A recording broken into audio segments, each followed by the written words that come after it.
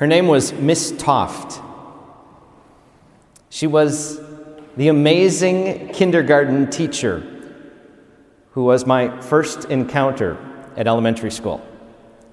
I had always been at home with my mom or dad and some babysitters, so this was the first time I walked into that great big monster scary building known as Cumberland Elementary. That huge building. First time. This woman wove learning and fun together seamlessly. And it was a pretty amazing year.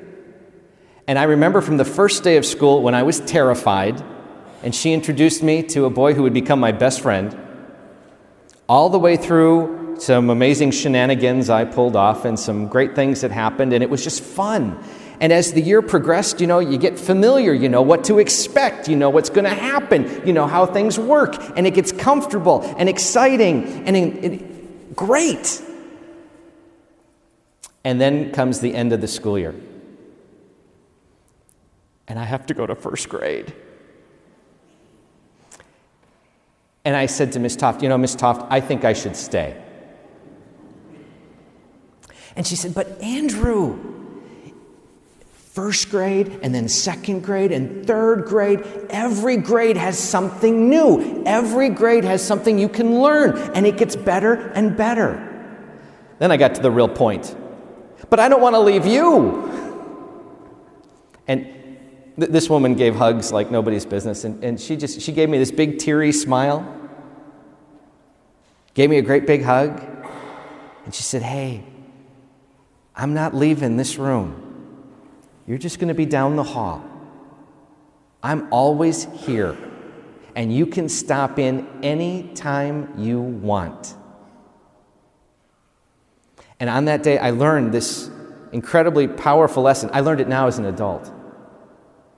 That sometimes in order to grow, you have to let go of something. I had a great experience of school, both at Cumberland and then at college and graduate school. But it all begins by letting go so you can grab onto something new.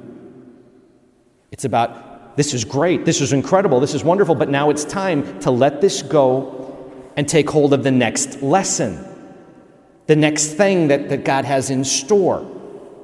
It's not always easy. Look at the gospel.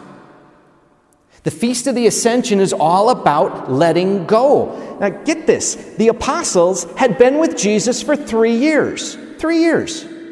They had seen everything. They heard every teaching, witnessed every miracle, all the great and amazing experiences. They were there at the Last Supper. They were there in the Garden of Gethsemane. And they watched at a distance on the cross. And then for 6 amazing weeks, they encountered the risen Jesus. No longer afraid of anything, no longer worried about anything. Why? He's alive. This is as good as it gets. This is amazing, incredible, awesome. And then Jesus says, I'm leaving. Bye. And I gotta believe that to a man they all said, are you kidding? What are you thinking? You can't go. It's just starting to get good. But until he let them go, they couldn't grow to do what they did. We're talking about a group who would have flunked the HR in any corporate department. These 12 apostles. You look at their resumes for a moment. You look at what these men did, and then what the disciples did who followed them, and the women who joined their group, and the people who were with them. They transformed the world. They changed civilization. They went out and did things they never dreamed possible. Why? Because Jesus, who empowered them, did his saving work, said, time for you to let go of my hands and take hold of the Holy Spirit. It's time for you to fly. It's time for you to grow. It's time for you to do more on your own. Next lesson. And they did. They let go so they could grow and change and do amazing, powerful things. And here you and I are 2,000 years later. And you know what? Same thing is true. At every stage in life, this process repeats itself over and over and over again. This time of year when students are graduating, we had kindergarten graduation on Friday. It was awesome. The seniors who graduate from the high schools, the parties that are happening, people who move on from college into new work, new jobs. Those are the amazing things, where you let go of something good to take hold of the unknown. I don't know what's going to come next. But there's also times in life when we face so many transitions, and some of them are tough.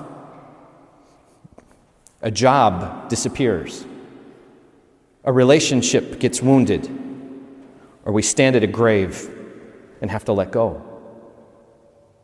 Sometimes letting go is for a good thing. Sometimes it's for a tough thing. But at every step of the way, the words of Jesus hold true. I am with you always. No matter what you face. Like Miss Toft, I'm just down the hall. I am here with you. And next week, we're going to celebrate Pentecost, the power of the Holy Spirit. You will never be alone.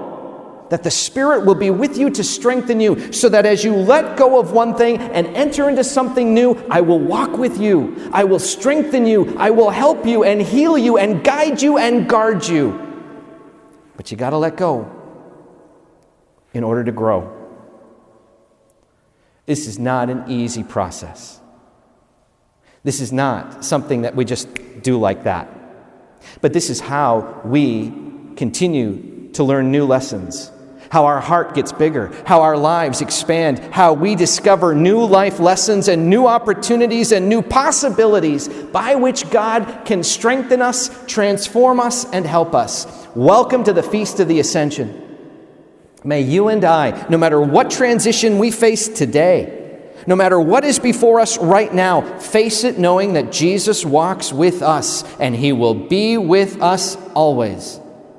To encounter that process, to let go and take His hand into something new, for a new lesson, a new learning, and a new life. God bless you all.